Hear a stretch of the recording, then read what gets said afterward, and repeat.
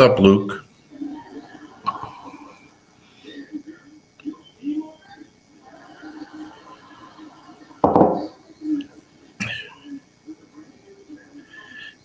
Hey, Tim. Nope, you're second. Luke beat you to it. How are you, buddy? Give people a few minutes.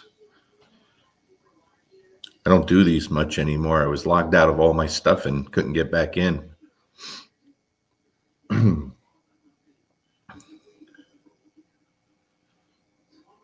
Hey, Jessica. How are you? Yeah, me too, Tim. One big fat finger at a time. Japan. Oh, nice. That's one place I'd love to see. Do you say your name? Is it pronounced Terry? I'm assuming. Hey, Bridget. Yeah, I'd definitely like to make it to Japan. Hello, Cheryl. Hope everyone's having a good night. Hello, Melissa. Nah, it's not cold here, but we're getting so much rain. Hey, Noel. I'm just drinking wine tonight, just relaxing. A little bit of red wine. I like my red wine. Hey, Rich, I made a nice batch of eggs in purgatory tonight with a creamy meat sauce and some crushed red pepper. I've been craving it since I saw the picture you posted of it the other day. What's up, Webb? Jose? Hey, Brad. How you doing, buddy? We haven't talked in a while. I'll have to catch up.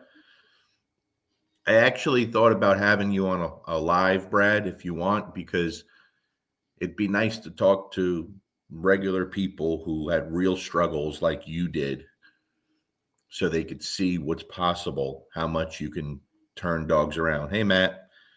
So if that's something you're interested in, let me know. I'd like people to hear from real people with real problems because that's kind of what we're going to discuss a little bit tonight, just at a different level. You know what I mean? Yeah, I like my red wine. There's not much better than just getting out of the shower, feeling nice and clean, sitting down for the night with a glass of wine. Hey, Kate, just very, oh, I'll check for it. Brad, that WhatsApp thing was meant just for clients, especially with the online consultations and stuff. Hey, Noel, but man, if I forget to turn off my ringer, that thing goes off all night long from people overseas. They don't realize there's a massive time change.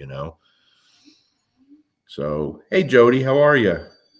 Yeah, I'm looking for a date right now, Jody, for the next group class. I look forward to seeing everyone. I miss doing stuff like that. Just trying to narrow it down now. It seems like there's so much planned, it's hard to find the right time. Hello, Eric. Just take another minute and then we'll get started. Here. Let me pour a little wine right now.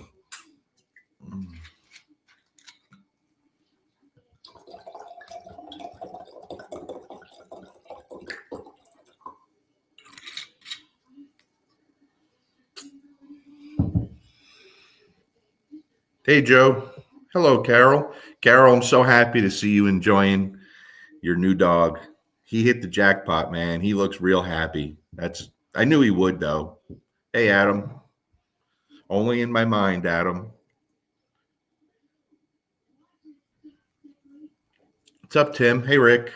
Rick, it was weird being in St. Louis without you this year. You weren't there. Terry wasn't there. What's up, Ara? How you doing, buddy? Michaela wasn't there. We were missing like a few of the regulars that are always there, you know? All right, let's jump into it. Hello, Cammy. Hey, Mila. Mila's awesome. Man, I love that dog. One day, I'm not going to have 5 dogs. I'm going to have one, and I'll be back to my Rottweilers, where just me and my Rottweiler could travel the world, at least the country. You know what I mean? Hope everyone's been doing okay. I don't do many of these anymore. You know, I'm trying to think of something different, how to do. Like, I want to know what people want, something different, something that's going to be beneficial. What's up, Erica? Erica, I might have to block you because I don't want to see your puppies anymore. Hey, Shay, because I got it bad, and my wife's giving me a hard time about the puppy thing. So I settled for a new tattoo, and I'm going tomorrow. She just don't know yet. You know. Hey, Vincent. Hey, the eggs in purgatory were good. I'm not gonna lie. Especially, I've never made it with a meat sauce before, but because of my son, I try to make everything with a lot of protein. He eats a lot of meat, so it was really good like that. You're killing me, Adam. You're killing me. I'm trying, Kate. I'm trying. I was getting a Jeep. She talked me out of it. That was probably a smart move. I need my puppy. I miss having something to train for. Okay, let's jump into it, guys. Let me take a little sip here of my red wine. All right, let me endorse my wine here, right? So check this out. Bola, Pinot Noir, right? Cheap wine. Little story behind that. Hey, Michael. I have some clients, older clients, very well traveled, very sophisticated, incredible people, big wine drinkers. They've given me some really nice wine that I'm scared to open because it's really old and there's a process in opening it. And I actually went to spend the weekend at their house in Asheville, North Carolina, to help them with their dog. And when I got there, they greeted me with a glass of wine and they had a nice Italian dinner set up for me. And like I said, I think the husband too is a sommelier among many other things. Very refined people. So they really knew their wine, and they had a nice wine cellar in their house. And we sit down to have our dinner, and I see this wine on the table, Bola Pinot Noir. I said, "Oh, is that from your wine cellar?" And they just laughed. He said, "No, that's like $12 a bottle. That's our everyday drinker." And I was so impressed by that because they could drink whatever they want, but they weren't too snooty where they had to have something out of their wine cellar. And they liked the Bola. And that's what turned me on to it. And it's a really nice, light wine. I love it. I don't get headaches from it or anything. So that's the story behind the Bola. That's why I drink it. Okay, so I don't even know how to start this, but hey, Jim, I'd love to do that, but here's the thing, Jim. My dogs, like, even if I'm going to get a dog to compete with, it's always going to be a family pet first. And that means it's with my family, it lives inside, it travels with me, it helps me with other dogs. It goes everywhere, right? It's around kids. It's just a normal dog. I don't care how high drive it is. So for me, I absolutely love, love, love that time from 8 weeks to 20 weeks, 24, 26 weeks is vital for me. The reason I have the dogs that I do, why they're so stable and well rounded, I'm obsessed with that puppy stage, creating the dog that I want. And actually, this conversation is kind of around that, the Gulf of Bola. Yeah. So yeah, that's the story on that, Jim. Okay, so let's talk about this. Let's talk about some of the I don't know if you want to call them myths, just some of the things that people disagree on in the dog training world, okay? So let me start off by saying this. Some of the things that I'm a big believer in. Okay, for one, from the day I started training dogs, 27 going on 28 years ago now, I've always been most interested in the behavior side of things, creating a really stable dog. That's always been my bread and butter. That's where my interest lays.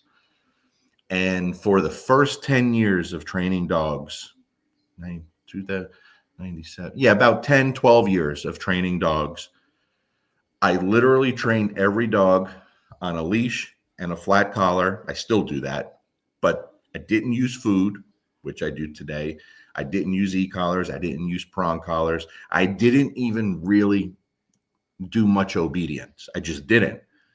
Everything was based on doing a lot of exploring, a lot of traveling, a lot of walking with the dog. And that's how I trained.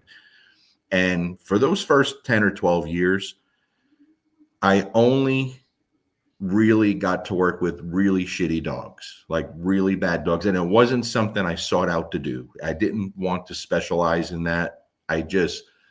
That first difficult dog I took that was going to be put down and had a really nice turnaround with it. And it went on to have a very nice life. It was a double-edged sword. It was the best and worst thing I ever did, because immediately after I got slammed. So, hey, Jay, what's up? Be careful driving. I got slammed with a lot of clients, a lot of business, a lot of dogs, but they were all just trouble dogs. Human aggression, especially dog aggression, right? But none of the things we have available today I didn't do. I wasn't into that. It had no interest in it. Everything was a 6-foot leash and a flat collar, and that's it. No food, no prong collars, no e-collars, none of that stuff. And I was never a heavy-handed trainer. That was never natural to me. And a big part of that was because the first dog trainer I ever worked with, he had the best behaved dogs I've ever seen in my life. And that's what I wanted. And so I started learning from him. And then it all, yeah, Dylan, for real. And it all just started going from there. Now, there's going to be a lot of people on here, trainers that I like and respect and that are very good trainers, that will disagree with me to no end. And I totally understand why, right? 2 of them are right here. Jay, who I adore. He's my buddy. I respect him more than you'll ever know. Great guy, brilliant trainer, just a phenomenal human being. And we have a lot of the same belief systems. We really do. It doesn't mean we do everything the same. Dylan's another one's going to disagree with a lot of this, but I want to explain why. Everything that I do, for the most part, especially with the pet dog stuff, is, hey, Megan, is geared towards the everyday dog owner, right? People who really struggle. If you think about most of the people on here that I see train pet dogs, they may do other things too. There's sport people on here. There's people who do police canine stuff, and I do all that stuff.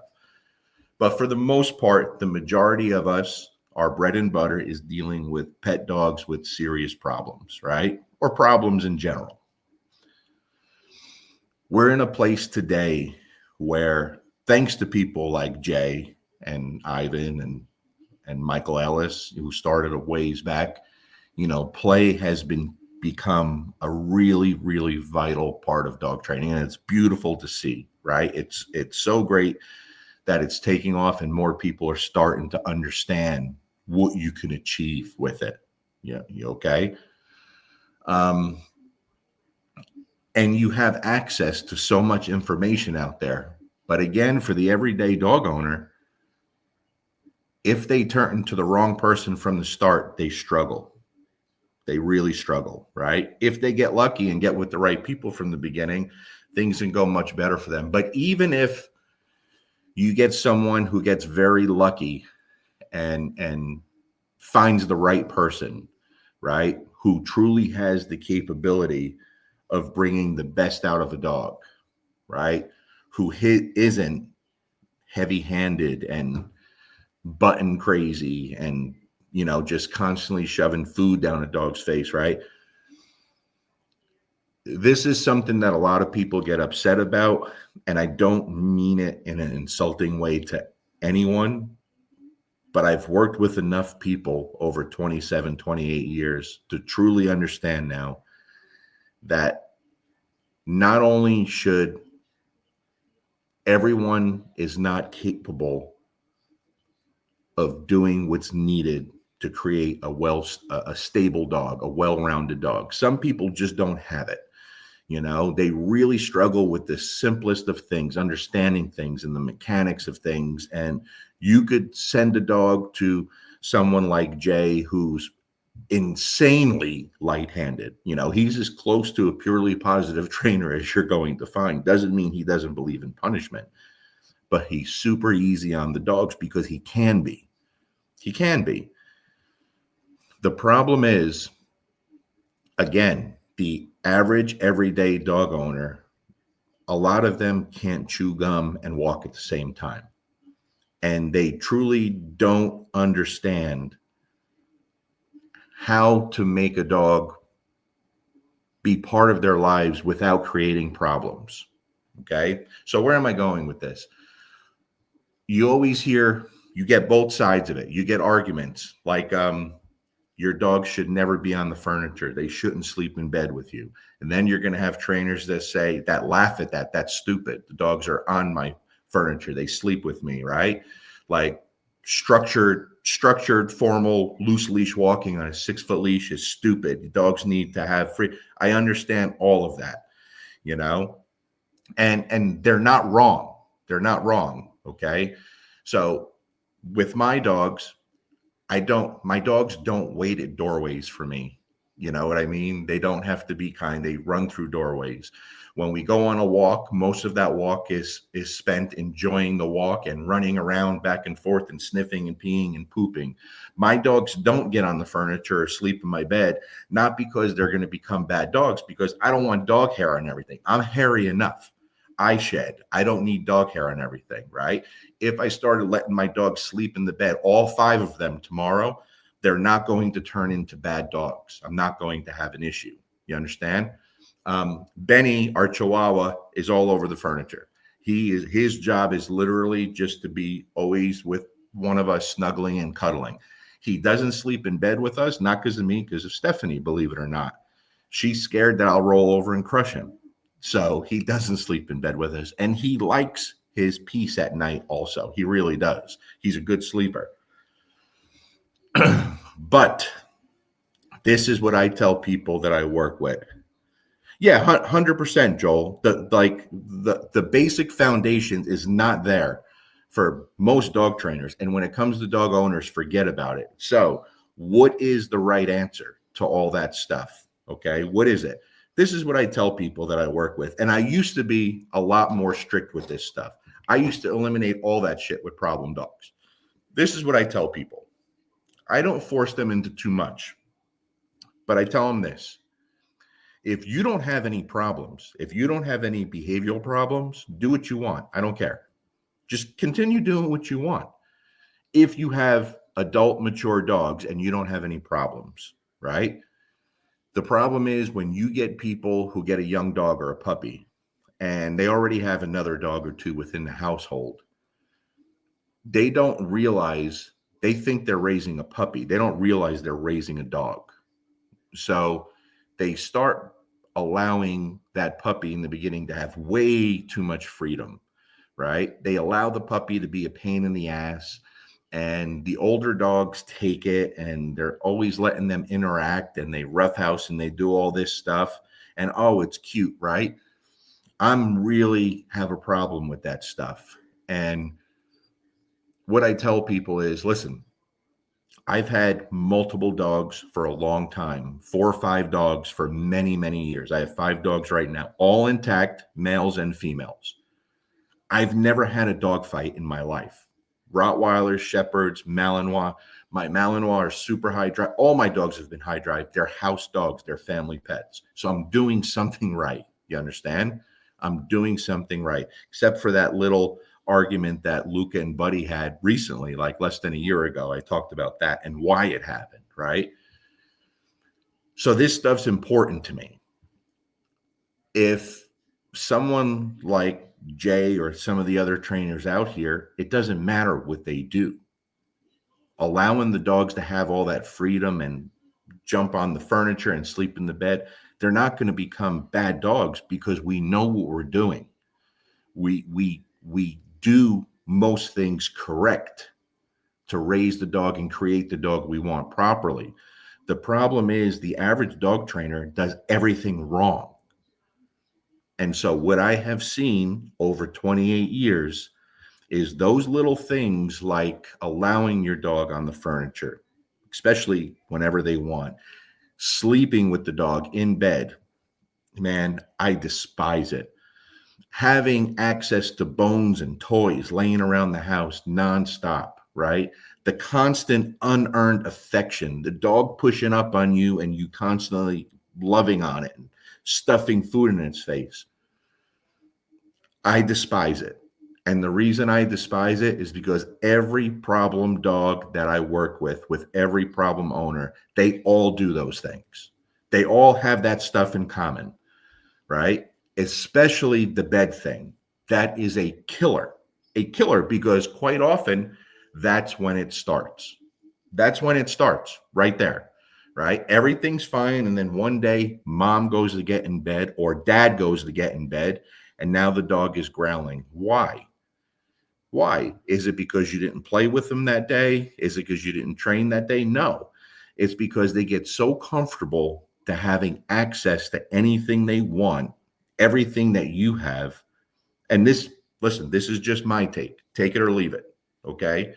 But this is my opinion. And of course, there's exceptions to every rule. I have to say that because you always get some dumb fuckface that's going to, well, my dog, this and that. One dog means shit. 10 dogs mean shit. How about 100 dogs? How about 1,000 dogs? Then you really get to see like how these things matter, right? So for all those years, I had really good dogs, and I did one thing. My dogs were on a 6-foot leash, a flat collar, and we did a lot of exploring and traveling. Again, there was no food, there was no rewards. I didn't have reward markers. I didn't use e-collars. We just spent a lot of time together, and the dogs wanted to be with me. And that was the extent of my training. Okay. A few years back, I did an experiment, and I talk about this sometime, where over a period of 6 months, I took several board and trains in. There were only aggression cases, human aggression and dog aggression. I did zero training, nothing.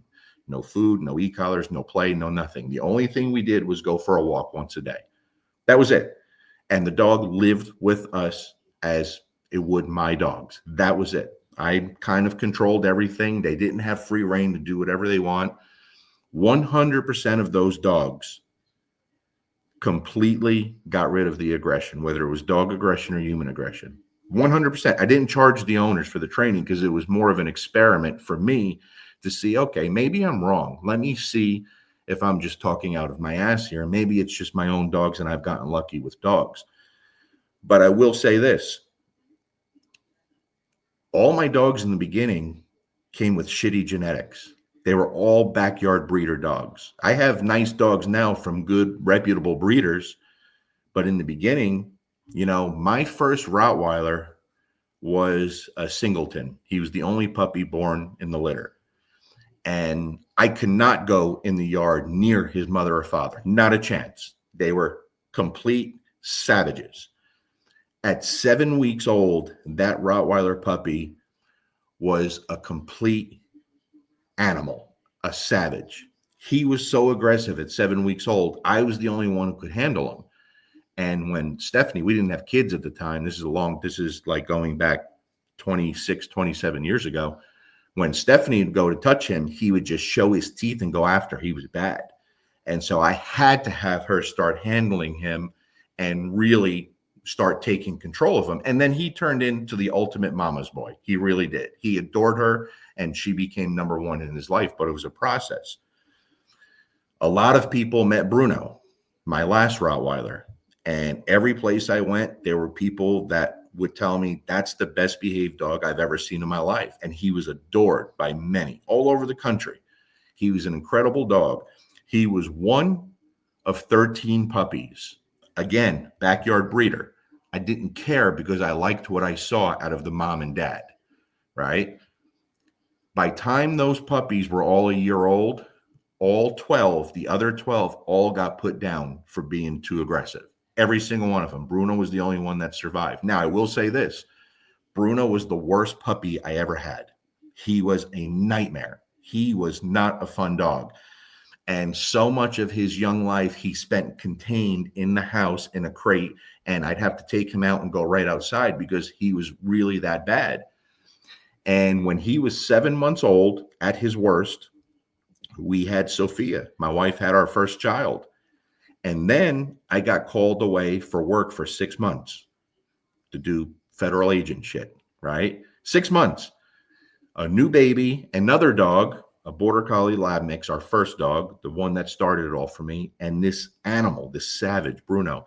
And I told my wife, we can't keep this dog. I can't keep him here with you, with the baby and the other dog, and I'm gone for 6 months. You can't do this all. And she said, I'll do it. We're not getting rid of him. And I said, Stephanie, I can't leave him with you. Like, I'm worried. She said, I'll figure it out. And every day for 6 months while I was gone, she put Sophia in a jogging stroller. She had Bruno on one side, Ben on the other side, and she'd go for 45 minutes minimum with a backpack on Bruno with 5 pounds of rice on each side, give him something to do and drain that energy a little bit. And she succeeded. And he was the worst puppy we ever had, but turned out to be the best dog we ever had. You understand? Did he go on furniture? No. Did he sleep in bed? No. If I was laying on the couch and he came over and dropped his head on me to be petted, did I pet him? No. No, because I'm a big believer in this stuff. Can I do that stuff now? Yes, but this stuff was important to me. And if he came and dropped his head on me, wanted to be petted, I say, Bruno, go. And I'd send him away.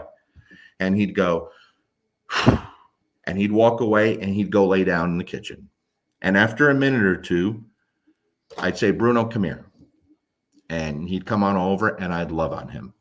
I'd give him that affection because I am very affectionate with my dogs. I'm affectionate with my kids. I'm affectionate with my wife. Shit, I'm very affectionate with myself when no one's around. Don't say that. Don't repeat that. You understand what I'm saying? So for the everyday dog owner, all these little things are things that they do. I do online consultations every single day. I cut it down from 7 days a week. I take the weekends off 5 days a week now. And every single day I have to talk to people who have 2 dogs in the house that all of a sudden are killing each other, came out of nowhere. And once I get involved with them, tell them, no, it's not. It didn't come out of nowhere. They gave you every sign, and you ignored all the signs and you promoted this behavior. You understand what I'm saying? Now, many people are very anti-structured walk, and I understand why. Believe me when I tell you. But this is the way I see it, guys. When we focus on the little things that are important to a skilled dog trainer, working thresholds, working doorways, doing a good structured walk where the dog is at your side until you release them, right? Controlling access to the furniture, the bed, not having toys all over. You have to remember these things are sometimes the only things that people with no skill or understanding of dogs can actually accomplish. That's why it's important to me. You understand? And I'm always thinking about the worst case scenario. Listen, if I get someone who just has natural ability and they have the ability to learn and I could teach them, and you guys see it all the time when people come to do private lessons from all over the country. When they got skills, I don't worry about this shit. But when you got someone that can't do anything and they have a dog that's turning on them or turning on their kids, this is something I see every day. Then I'm going to change everything, and those dogs don't make decisions anymore. Now the human makes all the decisions. They control everything. And for a lot of people, they can't even do that. They struggle with that. They do the dumbest shit you could ever imagine. Their heart's in the right place, but for a lot of them, they shouldn't have dogs, right? Let's talk about structured walk, nice loose leash walking next to you. You get someone whose dog struggles with fear or anxiety or aggression or, a lot of reactivity on the leash. And these people want to fix that. They go to a dog trainer, they want to fix that. But you can't get the dog to walk nicely with you at your side. One of the simplest, most basic things. What's up, Nick? You want to fix step 10 and you don't even have step 1. Yeah. So the way Jay, and I love this, Jay, I've always told you that, right? Jay don't talk about structure. He talks about providing clarity, right? And he's right. Like you hear all these inexperienced oh, the dog needs structure. Well, ask them what that means. Ask them. Ask them to explain that. It's the same thing when we talk about punishment versus negative reinforcement. Explain it to me. Well, every person that we both deal with can recite those definitions like you wouldn't believe. They know the definitions inside and out. Get them to implement it and make sense for the dog. And 99.9% of the people fail and struggle. You understand? So even when we go back to the e-collar stuff, right? Why, for me, the backward conditioning in the beginning, like literally just day one and the low level stuff, it's not about the dog. It's about getting someone who doesn't know how to get a dog to sit with the leash, trying to give them enough education to where they could start trying to communicate with the dog in different ways. You understand? So that stuff is really important to me. And we see, again, this isn't a popular statement. I have 5 dogs. I bust my ass for the first 2 years of my dog's life. Most people give way too much freedom to their puppies. And most people get a dog and a breed they should not have. Or most people will go to a shelter and pull a dog that has all kinds of issues and they have no skills or ability. And they struggle the life of the dog. That's not a life for the dog. It's not a life for the human. So for those first 2 years, I bust my ass with the puppy, creating the dog that I want. Because at 2 years old, my dogs are self-sufficient. So when I hear people say you can't have a Malinois as a pet, well, I got 2. And I got really high drive, especially my old guy. And when I used to post a lot of videos, people would say, how do you live with a dog like that? Well, he doesn't act like that in the house. I don't have place boards in my house. I don't have a spot where my dogs have to stay. If they get on my nerves, hey, go lay down. Do I care if they lay down? No. That just means get away from me. Stop being a pain in the ass. You understand what I'm saying? So I'm very informal with my dogs inside the home unless I have to be. And we have very few rules in the house once the dogs become self-sufficient.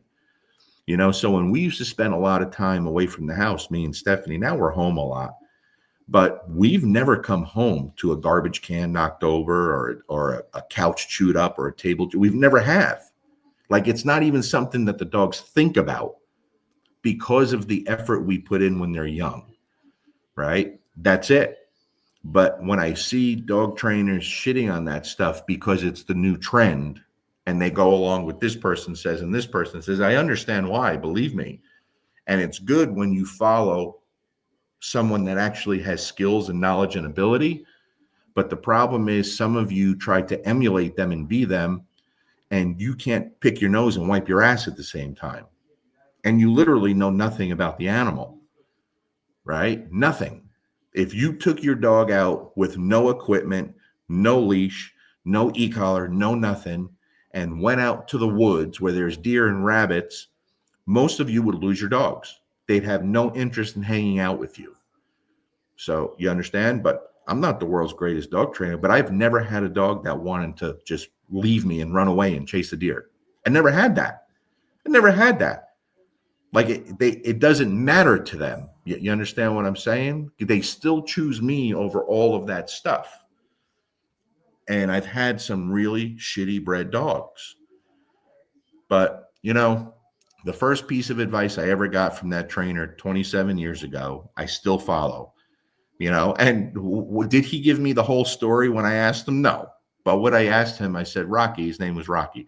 I said, like, how did you get this kind of behavior? Like, he's just such a good dog, And the first piece of advice he ever gave me was, he goes, look, my dogs sleep in their crate till they're 1 year old, no matter how well trained they are. And they're not left alone in the home outside of the crate until they're 2 years old.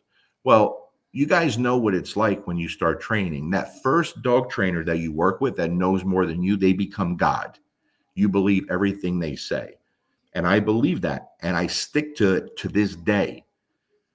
That is a really good piece of advice. And I believe in it wholeheartedly. I really do. It's not about potty training, But think about how many bad habits and bad behaviors you avoid when you don't give the dog the opportunity to do dumb shit when they're young. So I put all my effort into creating the dog I want instead of fixing problems I don't want. So those little things inside the home, the furniture, especially the bed, all that stuff, it's always been important to me. It really has. It's always been. Listen, the other day, Benny was the Chihuahua. Benny, the Chihuahua, was on the couch with Stephanie. I was on my recliner, and I was eating ice cream, sherbet. I was eating sherbet, and he was staring at me like, "Holy shit, I want some of that." And Stephanie told him, "Benny, stop it. He's not going to give you none." And this little guy was just drooling. So I got some of my spoon and I gave him some sherbet. And she was like, "Oh my God, I never thought I'd see the day till you feeding the dog's friggin' ice cream. You know, I've given him chips. I've given him everything. I have broken all my own rules with him. But I tell you what, he's not going to listen to me the way every other dog we ever had either. Not because he's a Chihuahua, he's a little dog, because I didn't put that effort in with him. I just want him to be a dog and let him fuck up as much as he wants, as long as he don't get hurt. And I just enjoy him as is. It's nice to have a dog that I don't worry about training. Yeah, I train him. Don't get me wrong. We do cool things. He's a cool dog. We could play tug and he'll chase a ball and all that stuff. But if anyone's going to break the rules and do dumb shit, it's him. Not because he's a little dog or a Chihuahua. It's because I did not put the same foundation on him when it comes to the rules and boundaries and that clarity that Jay talks about as I have my other dogs, right? First thing in the morning, Stephanie usually takes him out. I'm on my recliner in my pajamas watching the news.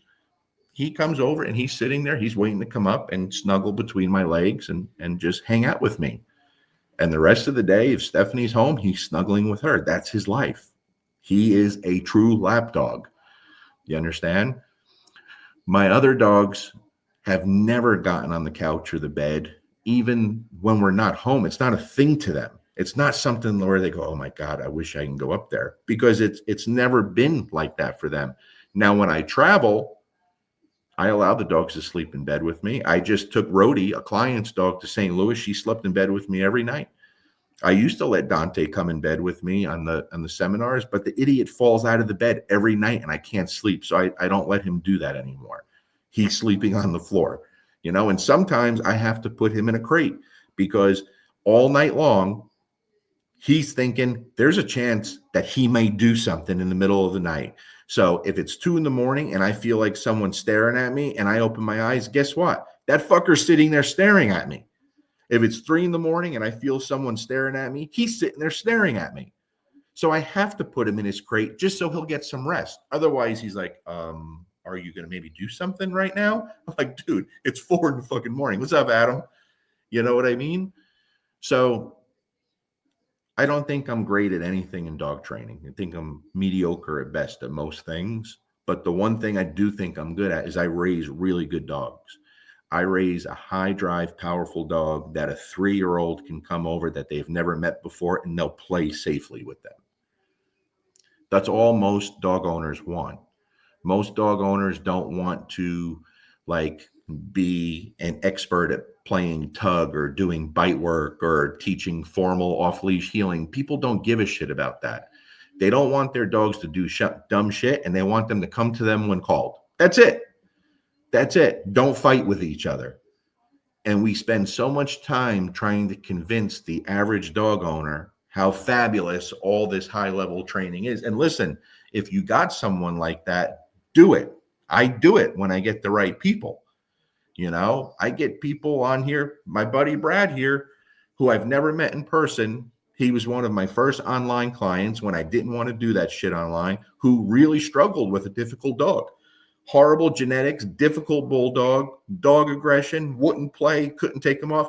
That fucker walks that dog off leash now in the neighborhood and he'll play with the same dogs he once wanted to kill. We've never met each other. He did it all through those 2 stupid videos that I asked for people. The one with obedience, the one with tug. The whole last video I put out on Sit, Stay, Learn was based off of that. That's why it has sold like through the roof all over the world. It's basic. It's simple. It's no bullshit. It's no fluff. And if every dog owner can just comprehend that simple, basic stuff, they're going to be better off. You understand? So I'm not telling you don't allow your dogs on the couch, don't allow them in bed, don't put your dog on a flexi and let them enjoy it. That's not what I'm saying. I do all that stuff, right?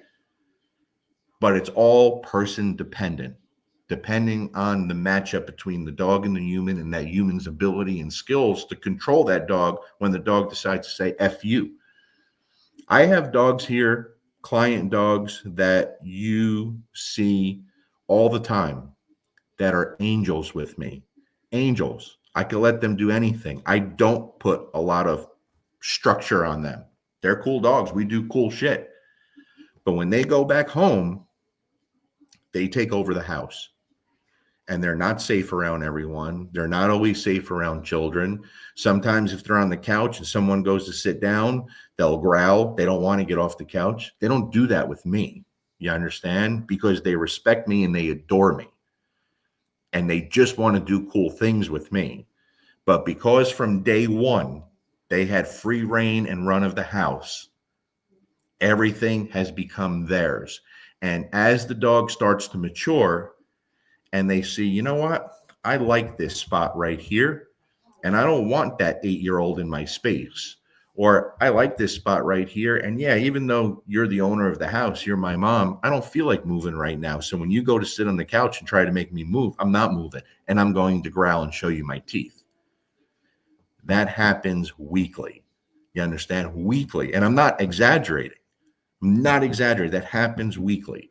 That's why, hands down, by far, in my opinion, in my experience, and at least for me, there is no more productive way to train a dog than if you can go sit in that person's house for an hour or two and just sit on the couch and watch TV and bullshit.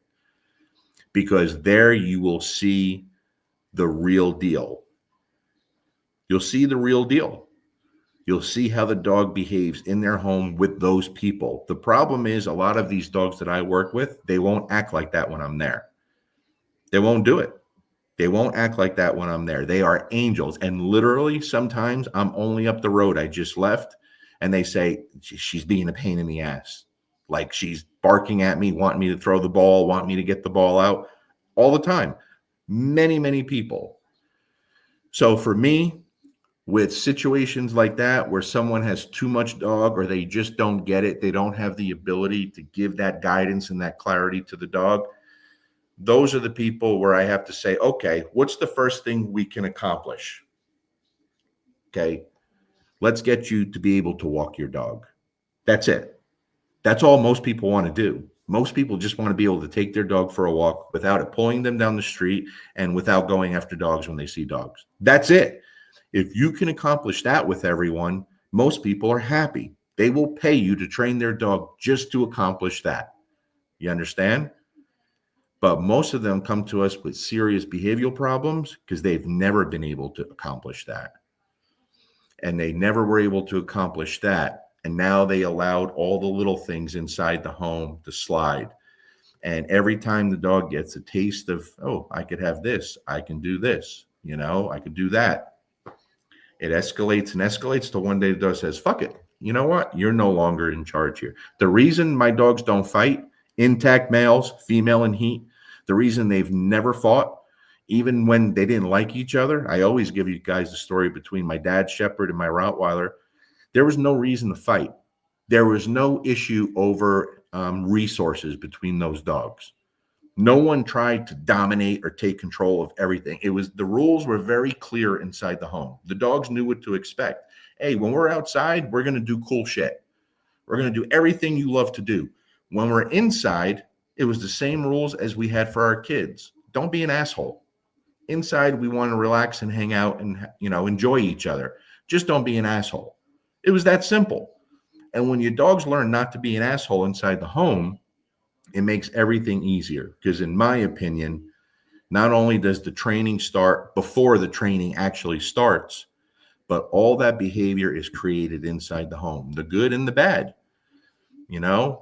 Brad said, not sure I did anything special other than just working at it every day and doing what Larry told me to do. You did, Brad. Brad, do you remember how many videos you sent me? Right? When Brad sent me his first videos, I said, okay, you're doing everything wrong. Everything. And he's like, oh man, he's got all down in the dumps. I said, no, no, no. Don't feel bad. That's a good thing, because if you were doing everything right and you have these problems, it's a little harder to figure out where to start. But now this is easy, because once we start getting your handling better and you're making more sense to the dog, like, things are going to get good. So this is what Brad did. This was great. He got his dog to start playing with him. He started playing tug, and he was terrible at it. He did everything wrong like most people, but he got a little better every day. And I don't know if it was 4, 5, 6 videos. I don't know what it was. He was getting into it. Now his dog's playing with him. And every video came from his living room. And he says to me, I say to him one day, okay, cool, Brad, but now I need you to take the dog outside and play with him. And he goes, fuck, I knew you were going to say that eventually. He got all stressed. And I said, you're going to be fine, dude. He goes, he's not going to play outside. I'm like, no, he will. He goes, no, he's obsessed with salamanders or whatever he was into. And he just goes into this hunt mode, which he did. But guess what? Absolutely, Brad got him playing out there. And it just escalated from there. And the next thing you know, he's walking that dog off leash, and that dog's visiting dogs that he previously wanted to kill. He did so good with Chubbs. Guess what he did? He went and got another puppy and started doing things right from the start. Now he's got 2 great dogs. Brad's not a dog trainer. He's just someone that struggled. So when I hear these dog trainers, they talk about aggression. You can't do that online. You have to be in person so you can kick their ass and dominate them, and show them who's boss. Though you can't do it online, but I can, because I'm not focused on the dog. I'm focused on the human. And if the human has it in them and we give them the right information, yeah, you can. Because guess what happens, guys? Dogs are amazing creatures. The second we change, they change. They start to change the second we do. So if you have a dog that's used to controlling everything, he's on the furniture when he wants, he's in the bed when he wants, he does what he wants, right? He pushes all the boundaries. He creates the boundaries. And all of a sudden you say, hey, you know what? There's a new sheriff in town, and I'm going to give you everything you need. I'm not going to be an asshole. I'm not going to be a dictator, but I can't allow you to do this stuff anymore. You're going to have to go through me for all this stuff. It's very powerful to a dog. Very, very powerful. You understand? Very powerful. And the second you start doing that, everyone sees changes. This isn't like here and there. Everybody sees changes. You understand? And I wish I was wrong about that, but I put so much effort into studying this over the years, and I don't understand why more people just don't focus on that stuff. Phil says, and Phil's another one, fucking rock star, dude. Dude, I remember when I first came across your YouTube, analyzed everything and just copied what you did and asked you a few things here and there, but your videos are all people need. Phil, you're one of those guys that you do much better work than most dog trainers out there.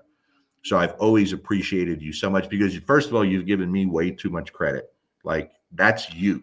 That's 5% me, 95% you, brother, because you did that on your own. And it shows, But you know what the problem is, Phil? Most people can't take that information and run with it. Like, most people, you could work with them one-on-one, and they're not going to obtain it. They just don't. And that's a hard truth. And some people hate hearing that, but it's the truth. It's just like a lot of dog trainers are never going to have the ability to do great things. They're just not. They're just not. Some may have great skills and talent, but they lack in the people side, right? They can't connect with the people. Some people can connect with the people, but they don't have the best talent when it comes to dealing with the dog. You understand? To find someone that truly has it all, has it both, and you could build that relationship, not just with the dog, but with the human, and you could break things down and keep it simple, it's very hard to come across. It's very, very hard to come across. The reason I use Jay as an example is because we work a lot together. I've spent the past 5 years traveling with him and doing seminars. He has that at a super high level. At a super high level. He's very likable. He's very good with people, and he's a great teacher. You understand? The problem, even there, some people are going to try to emulate him, and it's not going to happen. You just can't. And I'm always trying to dumb things down, make it like a caveman can understand it. And even then, sometimes people are not going to get it. You understand? And we all want people to succeed. We don't want to see your dogs in the shelters. I did the shelter thing 25 years ago. Shelters all around here, Kentucky, Tennessee. It was horrible. It was absolutely horrible. The first time I ever went to a shelter, they didn't want nothing to do with me. And I went in there with my Rottweiler, off leash, let him meet everyone. But they told me they already have a trainer. And they showed me her card, force-free trainer, right here in the same town. I said, okay. I said, well, I'll make a deal with you. I said, do you have a dog here that can't get adopted because no one can train? And they laughed. They go, yeah, we do. And they took me to show me the dog. I said, okay, I'm going to train that dog for free. And they laughed. They literally laughed in my face. You're going to train that dog? I said, yeah, I'm going to train it for free. I only have one request, that whoever adopts this dog, you pass the information to me and I will give them free training for the life of the dog. They said, deal. So I started working with this dog, and it wasn't a difficult dog at all. It was just a super excitable, high drive dog. It was a great dog, right? When people talk about demo dogs, that was like a demo dog. And the dog did great, and it got adopted. Do you think they ever gave me the people's information? No. You know whose information they did give them? The piece of shit force-free trainer that couldn't help the dog. That's whose information they got, and charged them to work with them. I didn't quit then. I kept doing it. But it was one case after another that I kept getting screwed. And I said, I'm done. I used to work with the rescues, and then you get the same type of person from the rescue calling you and demanding shit from you for free. I'm a rescue. How dare you? This is what you're going to do. Fuck you. Seriously. So I don't talk about that stuff. I've done it all. I've done all that shit. I did the guerrilla marketing, the street marketing before the internet was a thing. And I worked my dogs on street corners, and I paid to rent booths at trade shows and all that shit. So there's nothing I haven't done and busted my ass with, and many times my wife was right there with me, helping me with this stuff. And it was fucking depressing. It was really depressing. You know what I mean? But the one reason where I always did halfway decent was these simple, basic things on living with your dog is where I put all my effort. So I'm never going to try to convince someone, hey, you have to do this stuff. I'm just telling you that stuff for me. Listen, when a dog gets here with me, right, to this day, when I get a board and train in, the first thing I have the people do, the owner puts the dog in the pen where the dog's going to be staying. I don't even do that. I want my first interaction with that dog to be me taking the dog out of the pen. That's our first interaction, okay? I put a long line on the dog as it comes out of the pen. I walk to the doorway that leads to my yard. I open the door, and when the dog goes to bolt out, I stop him. Because, yes, I am a big believer in teaching threshold work, teaching space, how dogs use space. I like teaching the dog without commands, without asking for a sit or down, none of that shit, without blocking the dog with my body. I like using a little spatial pressure in the beginning to show the dog, this is the magic line. You're not allowed to go past it. And you know what's crazy? Every dog understands it immediately because that's how they operate. They use space in their world. Space and body language is very important, but yet dog trainers ignore it. Then we go through the door. I get to the end of my concrete. I have the dog sit using just a little leash pressure, and then I work on the first thing I teach the dog, free dog, release command. They don't know what that means, but when I say free dog and then I give them all the line and I go out there with them, within 2 or 3 times of doing that, now that release command is powerful already because it leads to the ultimate reward, freedom. That's the first thing I teach a dog, release command, right? Because if the dog understands when it is to be free, when it can be free to do what it wants, it's easier for the dog to understand when it's not free to do what it wants. You understand? That's simple for me. So when you see me in my fenced in yard with a long line on the dog, people to this day will still ask, hey, you're in a fenced yard. Why do you have that dog on a line? I want to be able to control the dog if I need to. I'm not going to have the dog loose right in the beginning. And when I say, hey, Rex, let's go, come. And the dog says, no, I don't think so. How do you think we're starting off that relationship between me and the dog? So I don't give commands. When it's time to go in, I say, come on, let's go. And I take the leash and we go. And after a couple of days of guiding the dog and allowing him not to make any of those decisions in the beginning, I've never had a dog act like, man, this sucks. I don't really get to do what I want unless he says I'm free to go do what I want. Well, I'm telling you, for me, it's very powerful. You alleviate the stress from that dog and worrying about selecting what he wants to do and supposed to. We make it very easy for him. I make it very easy for him. Just do what I ask you. Follow me and I'll guide you. And to me, that's very powerful.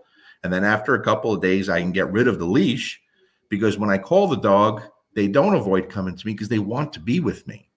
They like to be with me, right? So I control all that stuff, and I don't start working on obedience. I start working on play. Let's have a good time, me and you, right? And we start teaching our whole communication system within that play. And we're setting rules and boundaries and enforcing them. Makes it easy for the dog. Okay. But the whole time he's here, especially in the beginning, I'm guiding him on what the next move is.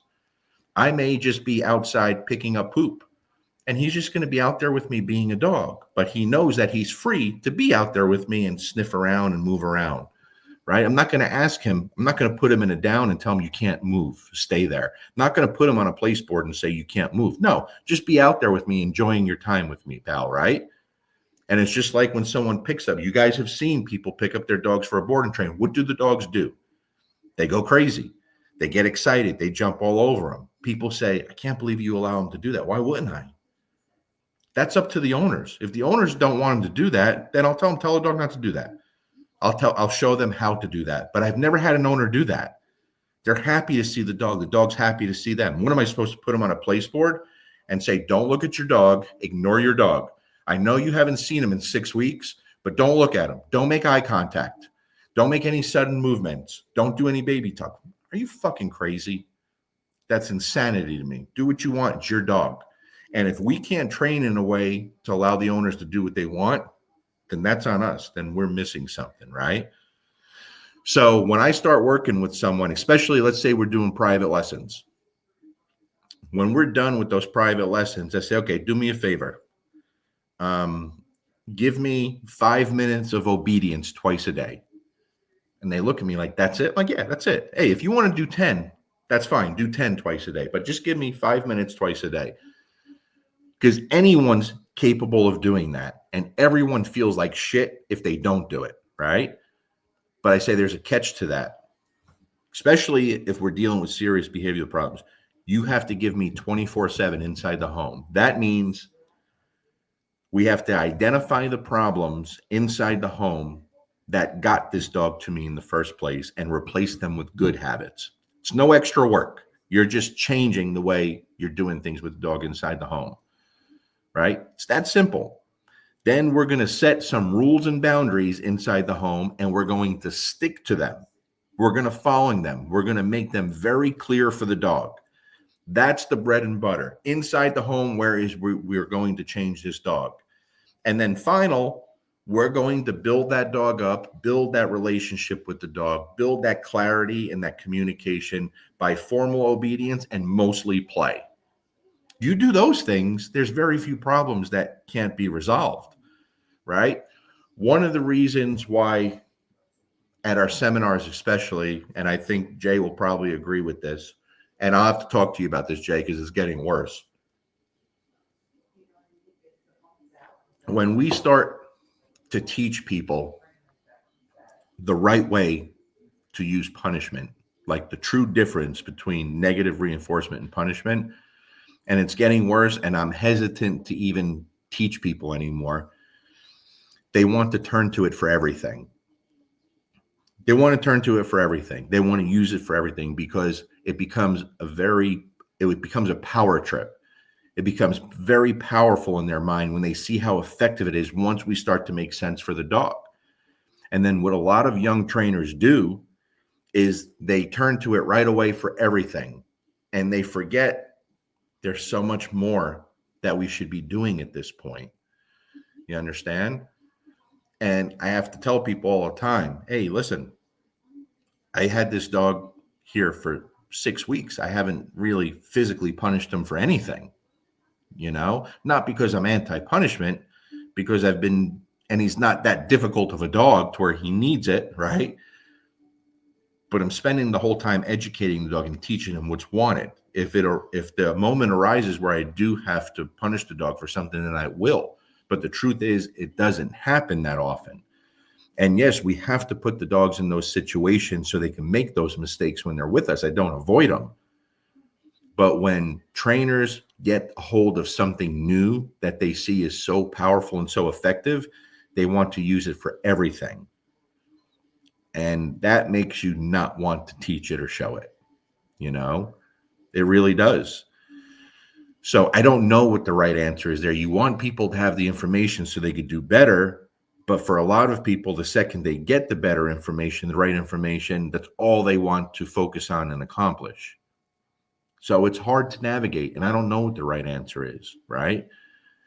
But I do know when it comes to dealing with the stuff in the home and being able to go out and take your dog for a nice, productive walk, I think it's really valuable. And I think it's overlooked by so many good trainers because they're good trainers. But I think sometimes we tend to forget not everyone is going to be able to live up to what some of us can do with the dog. So we have to change the way we see the world through the dog's eyes for the person that they're with, right? So I hate that phrase, change the dog and train the dog in front of you. Everyone says the same shit. I'm going to tell you why I hate that phrase. I don't train the dog in front of me. I train the dog for where it's going. You understand?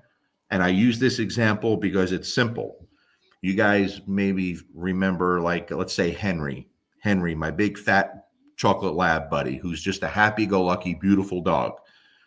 I always tell people, I have 2 nice ponds in my neighborhood. I could have taken Henry down to the ponds every day and filmed our training sessions with him doing obedience, chasing bumpers in the water and all this stuff. And I would get tons of views, like thousands and hundreds of thousands of views and likes, because who doesn't like to see a big, fat, happy lab doing things in the water? That would be selfish on my end. It would be really selfish. And it would be for me to get attention. Because when Henry goes home and his dad is a very busy attorney and his mom is a very busy attorney and they have 2 young children under the age of 5, Henry's not going to the pond anymore. You understand? Now, every day Henry wakes up and he's waiting to go to the pond to do cool shit with Uncle Larry. But guess what?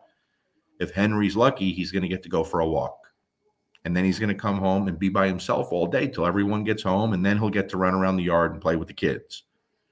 So I have to train him for a way where he's going to be alone most of the time and get to go for some nice walks. And he's got great owners, right? He's going to go for some nice walks and he's going to get to play with the kids. I have to train him for that, not for what a lab is capable or wants to do. I hope that makes sense to some of you guys. I've made all the mistakes. Like I said, 27, 28 years, I've made every mistake there is in the book. So when I see some new trainer doing really well or doing really bad today, and they're giving all this advice, sometimes I just want to say, man, you have no idea. Like, you're so far off the mark right now. I know, because I've done it. I sounded like you. I talked like you, right? But there is one thing that I've never done.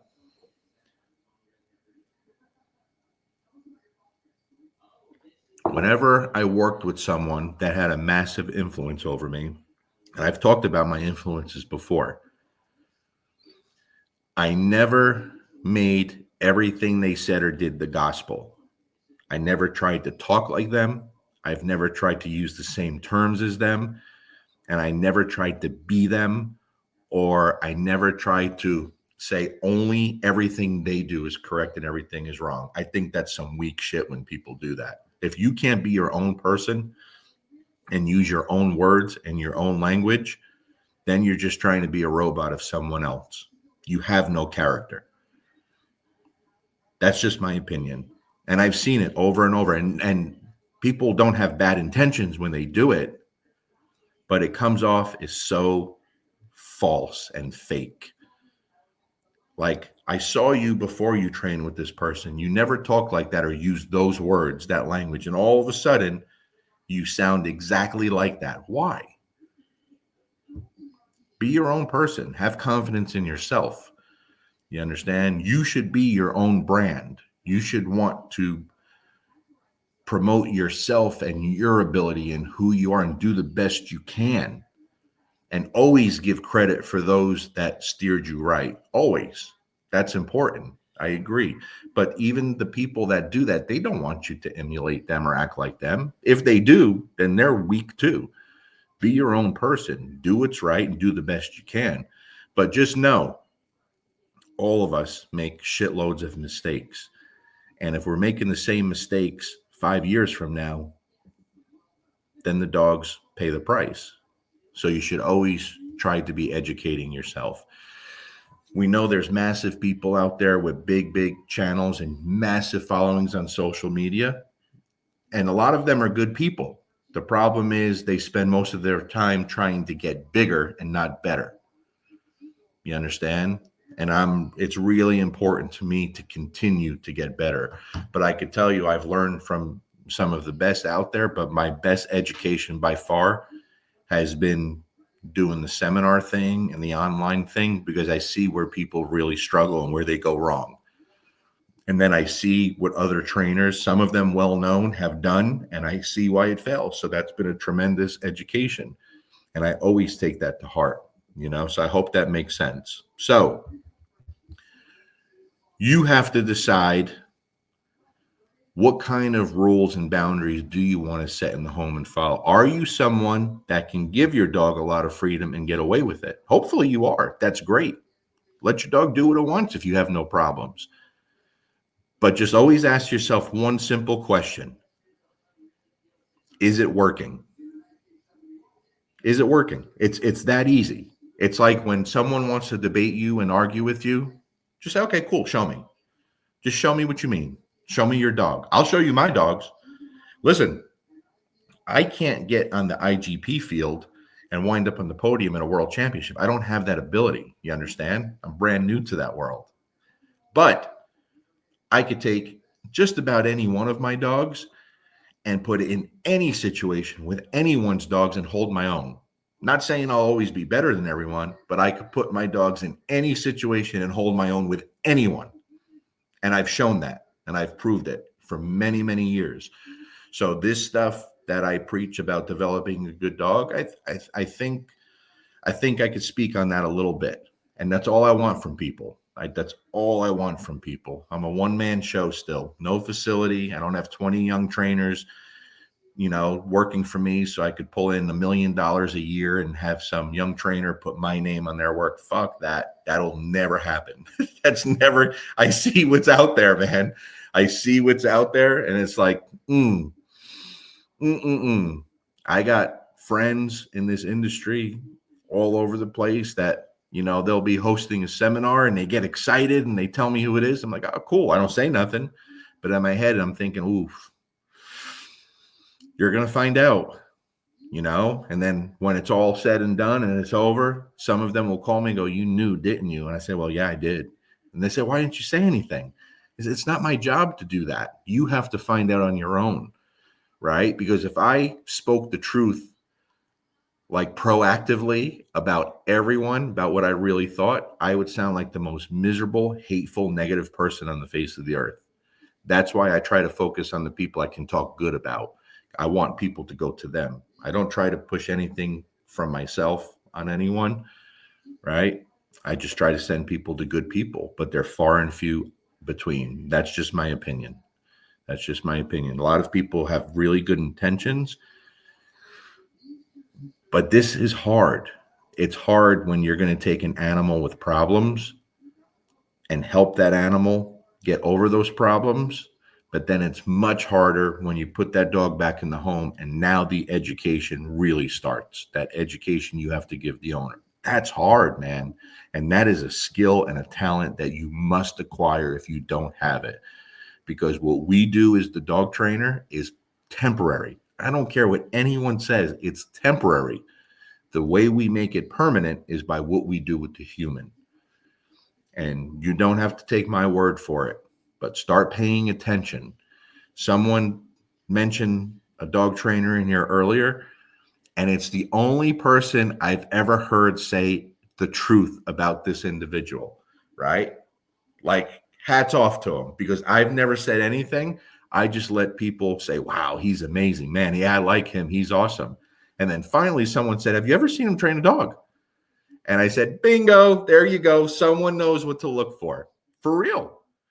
People are so easily entertained. And when they're entertained, they think someone's good at what they do. Look deeper. Are you actually seeing training? Do you see the training? Do you see any training? Do you see a lot of before and afters? Do you see a dog with a muzzle on who's barking and growling and half lunging? And then you see a dog snuggling up to them? Do you think that's actual dog training? Do you know how easy it is to put a little bit of even just staring at a dog that's nervous to get them to react in a poor way? That's a tactic that a lot of people use is to sign board and trains up. Ask Jay, right, Jay? He'll tell you. Like, this is a tactic that a lot of people use. They'll put pressure on a dog without really saying anything. And the dog is, oh, man, we need a board and train. This dog's serious. It's fucking crazy. And people fall for it, man. And you guys all still fall for the videos. Some of you will respond to that agreeing with that, right? Some of you that will agree, yeah, exactly. But you're as guilty as they are because you fall for it. If you like the person, it's good shit. If you don't like them, it's full of shit. Be honest. Whether you like the person or not, start paying attention to what you're looking at. Start paying attention, right? It's important. You'll see who the bullshitters are. You'll see it. You'll absolutely see who they are. But again, doesn't matter the skill or talent someone has. If you're failing inside the home, you're going to have problems. So that's my take on it. Anyone have any questions before I let you all go? I'm talking a lot and I don't want to throw on for everything. You know what I mean? Yeah, there you go, Nick. Fixed in 5 minutes. Megan, hope you're doing awesome, lady. You're awesome. You're my pal. Think about you all the time. Zane William. What did Zane here? Let's pull it up, Zane. I'll start going through some of these comments or questions now. Where'd that go? That's not what I was looking for. All right, I think the wine's kicking in. I keep missing the. There it is. If you don't talk more people into board and trains than you do one-on-one home sessions, then you're in it for the money. You must train. Absolutely, Zane. Listen, yeah, like people will want board and trains all the time with me, and I'll tell them, man, it's not necessary. You're going to save a shitload of money. You're going to save about $3,000 if you do private lessons, and you don't need a board and train. You just don't. Some people insist, no, I just want you to do the heavy lifting and then I'll do the private sessions. Okay, just so you know, you don't have to do it. You're going to save a lot of money and you're going to be very hands-on with the private. I agree with you 100%, Zane. You know, I just never, I don't think I've ever pushed a board and train for anyone, man. I really don't. For one, it's a lot of stress and I take it very serious, you know, and I'm always like, man, I'm a ball of nerves when I have a board and train. I stress about everything. And that's why I take my time. That's helped me quite a bit over the years. Let's see what Robin said here. I assume you would tell a dog owner to kick the dog out of the bed if he has some not great behaviors. Yeah. For me, it's a no-go, Robin. If they have some bad behaviors and you're allowing the dog to sleep with you, I'm just highly against it. I think it's a massive mistake. I really do. And it's just, again, it's something that's so simple that the owners can accomplish, giving the dog some direction. Does that make sense?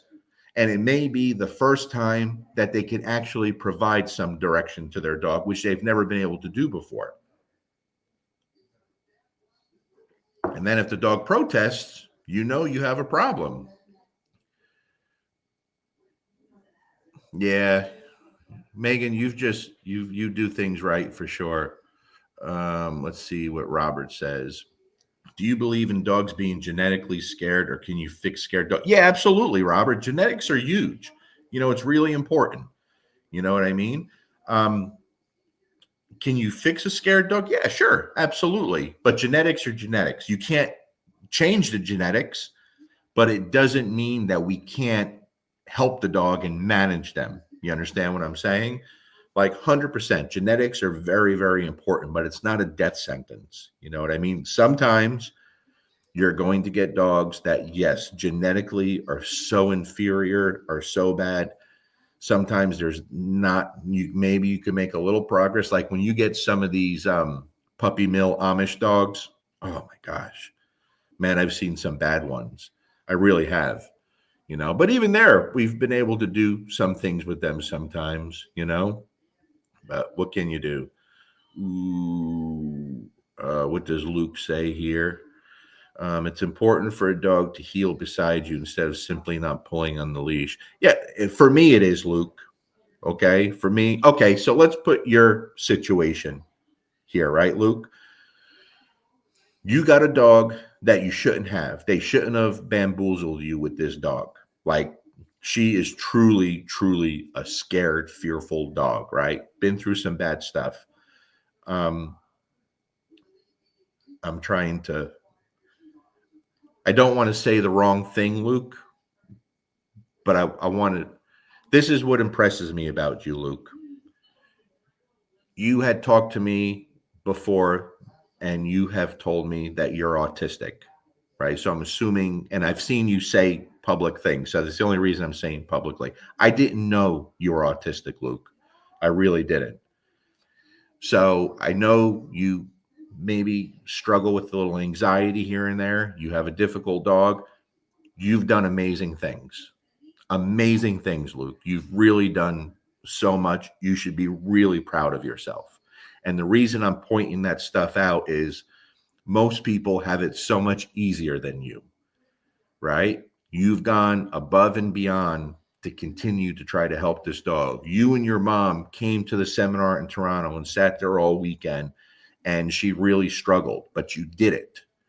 So I'm really proud of you, and I hope that you're proud of yourself. And I think you are an inspiration for a lot of people who struggle with the same things you do and the same thing your dog suffers with. You understand? So don't ever take that lightly. Don't ever beat yourself up. When they gave you that dog, they should have been more honest with you, and you deserve to start off with a clean slate, a dog with a clean slate. And I think you're going to do wonderful things with your next dog, Luke. And you've done great things with your current dog in a very difficult situation. And I'll continue to help you any way I can. Okay. Ooh, let's see what else we got here. I'm just trying to go through your comments and questions. Yeah, seen that happen to someone I know. I was like, your dog aggressive. She's a dream to work with. Yeah, it happens quite a bit. Ooh.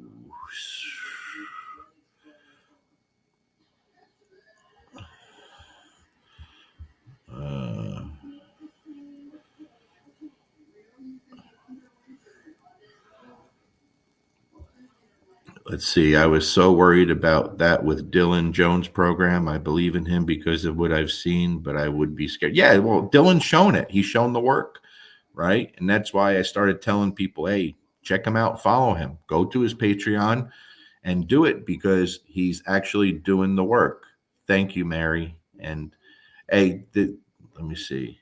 Mary, Ed, Yan, love your honesty. Hey, you guys have done great, Mary. You're great people. You really are.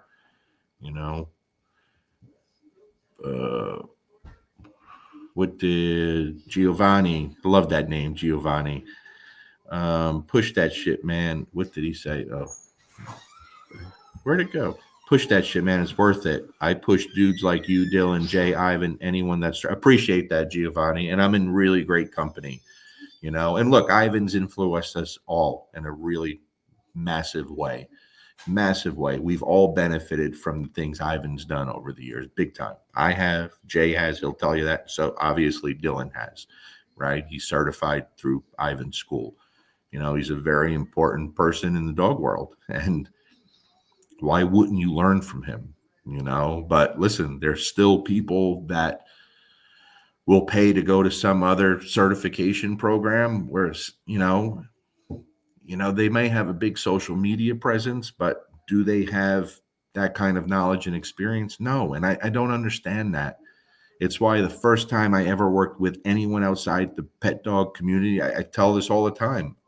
When Bart Ballone started doing seminars in the US, when he came back around 2010 or so, like 15 years ago, I drove 14 hours each way and I didn't have money at the time. I was broke, but I did it because I was like, why would I go to someone 2 hours from me who's mediocre when I can go to one of the best in the world? I'm going to travel. I'm going to bust my ass. And my wife has always pushed me and encouraged me to do that stuff. She's just someone that's never not pushed me to be better. And I do that to this day. You know what I mean? People think I'm in such a great position. Like, I'm fairly known. I seem to have some success, right? But last month or in December, again, I drove 14 hours to go work with Fabian Robinson and Gina down in Florida. And that was for sports stuff. That was for tracking and protection. But for me, I don't see that as tracking and protection. It's dog stuff. You're learning different ways of seeing things. And it was worth every bit of effort and money that I put into it.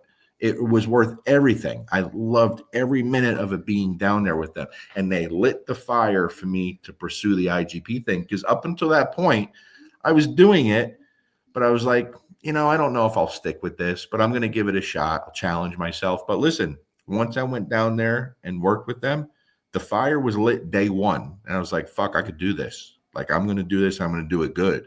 Right? They did that for me. The same way Bart lit the fire for me in the beginning when I started dealing with sports stuff and working dog stuff.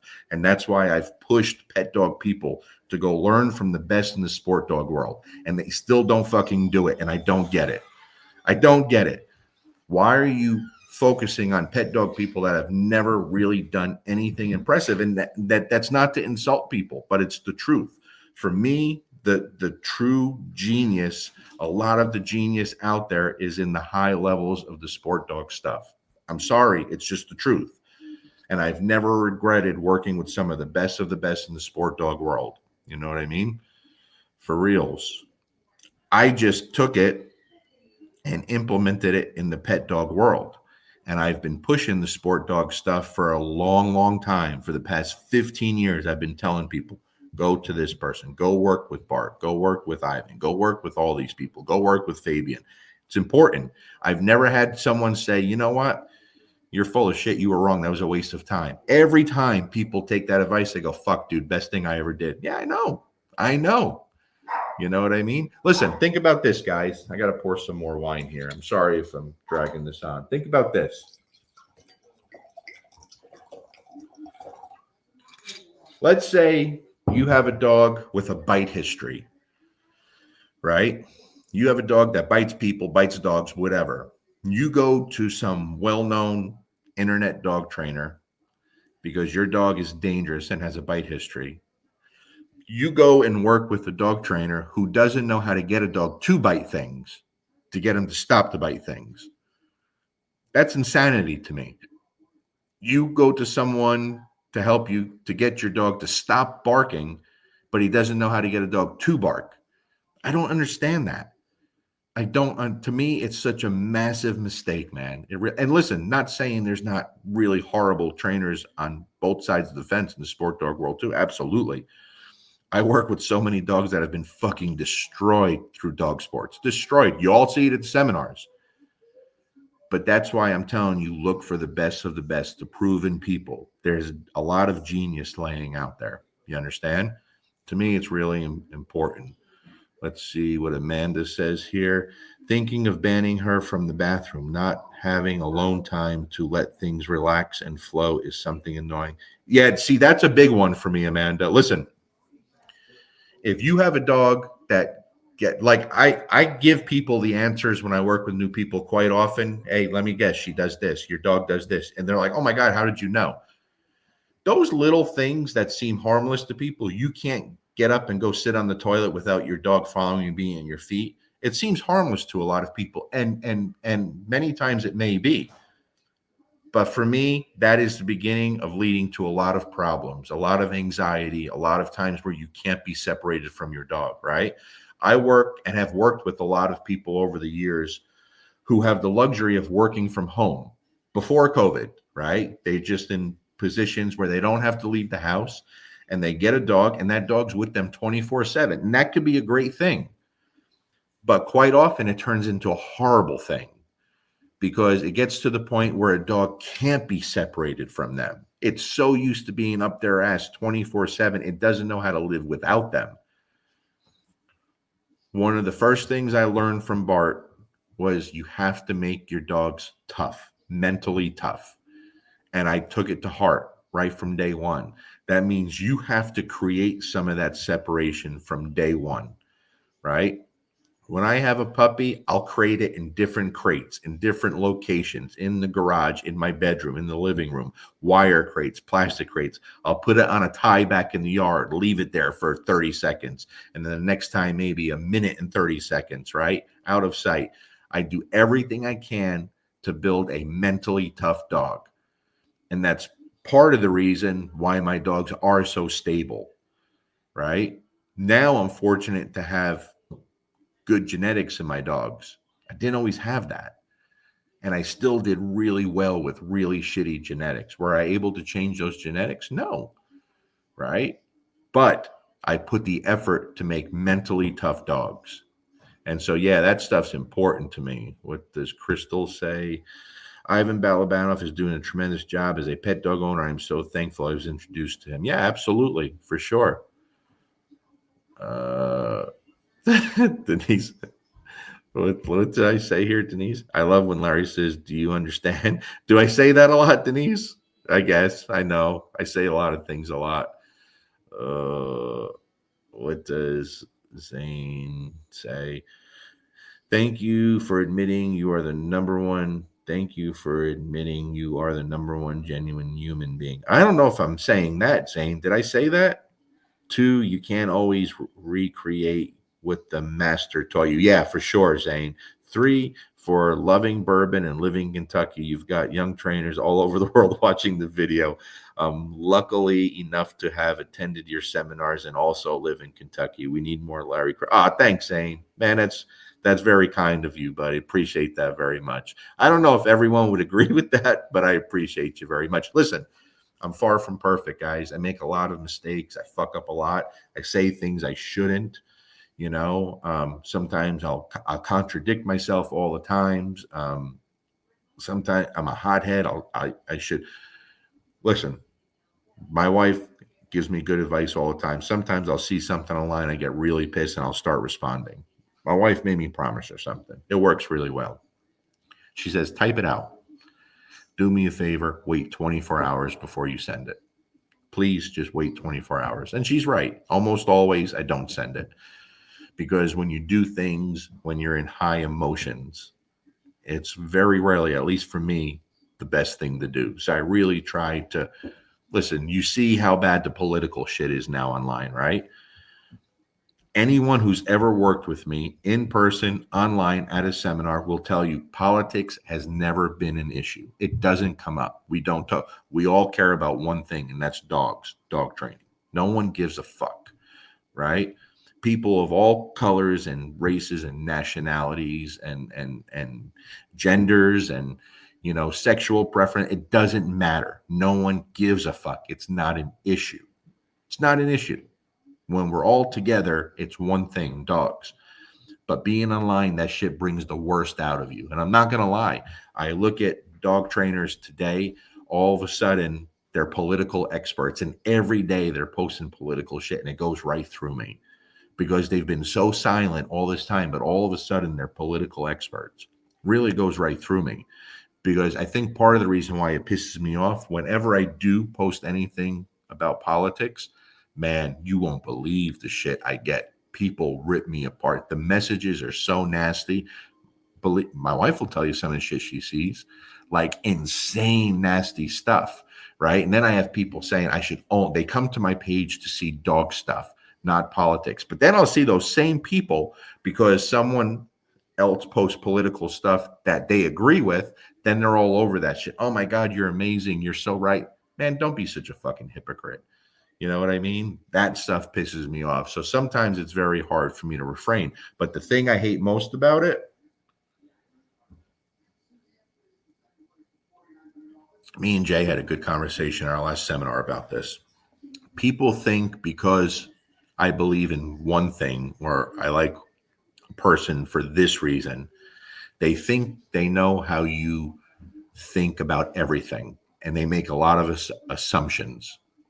And that couldn't be further from the truth, right? I'm very conservative about certain things, especially fiscally and when it comes to safety and security and crime. And I'm very liberal and open about a lot of social things. And that shocks people all the time. But people are real quick to label you. That pisses me off. You know, let's see what Luke said here. It always amazes me that people who rake in 7 figures per year training dogs don't spend a penny on getting better. Listen, Luke, that's very common. That is very common, you know. Thanks, Nick. Nick, I hope I get to see you at another concert, buddy. Yeah, for sure. They're Paul's a good dude, man. Great trainer, great dude. I like Paul a lot. And again, I got to meet Paul through seminars. Great guy, man. You know, thanks, Kim. Appreciate you very much.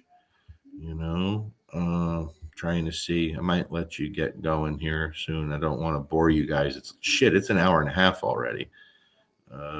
They put you, let's see what Amanda says. Yeah, retired now. Crate trained her longer than any other dog because of that. She learned well. After 14 months, I let her start staying out, thinking she needs a refresher course.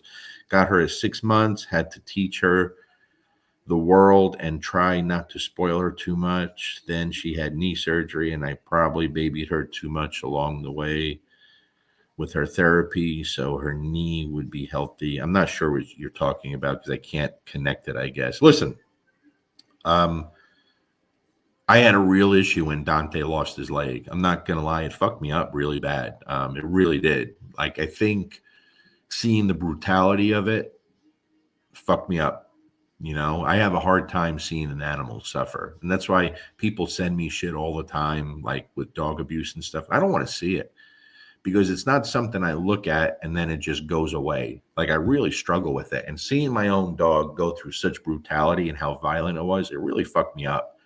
And it took me a little while to be able to deal with it or talk about it. I couldn't talk about it before. I would just fucking break down, you know? And now I just want to punch him in his fucking face because he's driving me crazy because he's missing a leg, but he's still a fucking lunatic. And it scares me. I'm like, you got to slow down a little bit. But I've realized, you know what? He's not going to slow down. And I honestly thought about still trying to get our 1 in IGP with him. But because the jump in the A-frame is 30 points, I literally can't pass. I'd have to score a perfect score on everything in obedience. And I can't take the risk of him jumping and putting all that pressure on his one front leg, whether it's the A-frame. It's not worth it to risk his safety to try to prove something. You know what I mean? It would be very selfish for me. So I'll continue to track with him, and I may even do protection still with him to see what I could do there. But I can't allow him to jump and put all the pressure on that one leg. My friend Dawn from back home, Jersey girl, we grew up together. I get so twisted when people want to tell you what you should and shouldn't post on it. Man, Dawn, that's the one thing that goes right through me, Dawn. Like, it pisses me the fuck off. Like, I can't even explain to you. First of all, this isn't a business page. I can see if it was my business page. I have one page. It's my personal page. And I post everything. Sometimes I'm inappropriate. I post food. I post stupid stuff. I post my family stuff. I post dog stuff. You understand? And for someone to tell me what I should and shouldn't post, I just want to say, man, suck a hairy bag of dicks. Like, it pisses me the fuck off. I'm not kidding. That's like, I have less tolerance for that than anything, for absolutely anything. It really, guys, when I tell you, you wouldn't believe some of the messages I get, almost always from women. Like, women could be really, really brutal, right? And it's very liberal women that hate everything outside of their beliefs. And that's the truth. It's vile. It is vile. I should just start saving everything and doing a screenshot and showing you what they send to me. Like, it is fucking vile. If you don't think the way they do, they are just angry, bitter motherfuckers. Like, nasty stuff. Really nasty. Listen, I've never unfriended or blocked anyone because of their political beliefs, ever. I get unfriended every single day. Every day. A lot of those people are the least tolerant people on the face of the earth, but they won't admit it. You're the devil if you don't think like them. Fuck you, man. Fuck you. And for all you dog trainers like doing all these political rants, you sound really fucking stupid, some of the shit you're saying. I love when someone tries to tell me about border stuff and safety stuff and security stuff. You're a fucking idiot. You have no idea what I've done in 25 years. But you're clueless. You're absolutely clueless. Just stupid, Yeah, for sure, Denise. I used to have a standard response to all of them. It was very cut and dry. My wife has asked me not to say my normal response anymore, so I tried to respect her and not do it. It was a very, very simple, common response about something I was doing with their mom, and I had to get back to them. And she asked me not to, so I don't anymore. Nick, I'm just gonna let him hang out with me and be a dog. He'll still travel with me. We'll still go to the woods and do cool shit, but you know, I got to convince my wife to let me get a puppy when we get back from vacation this summer. And I've had some offers on some really nice puppies. Listen, that's another thing, guys. There's some amazing, wonderful people in this dog world. And some of them you'd be really surprised that have really reached out and made me incredible offers, just wanting to give me a puppy and, get started again. And for those of you that have done that, you have no idea how much I appreciate that. It means the world to me. The thing I hate about it is having to pick from who and whose puppy, because you're always going to feel like shit because, hey, this person offered me a puppy too, and I'm picking a puppy from this person, and that bothers me. I never want to seem ungrateful or let people down. It does. It fucks with me a little bit. You don't want to seem like a dick or ungrateful. But thanks, Megan. You're very kind. All right, guys. It's like an hour and 37 minutes, so I don't want to keep you guys too long on a Wednesday night. Some of you losers have to go to work tomorrow. I do not, because I'm retired. It's funny because when I have dogs to train, I don't consider that work. Like, I really don't. I'll bitch about it because I'm a man and we bitch about everything, but I don't consider it work. So I'm going to get a new tattoo tomorrow. My wife doesn't know yet. I've been itching for a while, Okay, guys, thank you all for being amazing to me all these years and always supporting me and jumping on here and listening to me rant and stuff. But again, just to recap, living with your dog, it's the most important thing to me. You just have to decide what's acceptable and what's not. Do your own thing. If you have zero problems, do what you want. If you have problems, you may have to change something. I guess that's the quick answer. Okay. Who said that? Lane. I haven't decided between thanks, Anne. I haven't decided between a Shepherd or a Malinois. I don't know, man. I love stuff about both. I'm not gonna lie, I'm a little gun shy with the Shepherds just because of health issues. Dante's a really well-bred dog, comes from a great breeder. My buddy Terry puts a lot of work into his breeding program, like a lot of work. And I was always scared with the Shepherds because of, Dante has the Malinois mentality with the Shepherd body. And I always knew there was a good chance that he was going to wind up in serious danger of being hurt seriously because of that. Reckless. Just he's reckless with 3 legs. He does all the same shit he did with 4 legs, except now he falls on his face a lot. You know what I mean? But I don't know. I guess just waiting for the right puppy. We'll see. Probably be a Mally. I would if I had to guess, but I do want to compete. I kind of have the desire now to be challenged and see how well I can do. That's it. You know. All right, guys. Thank you for everything as always. Y'all have a good night, and we'll see y'all soon. Peace.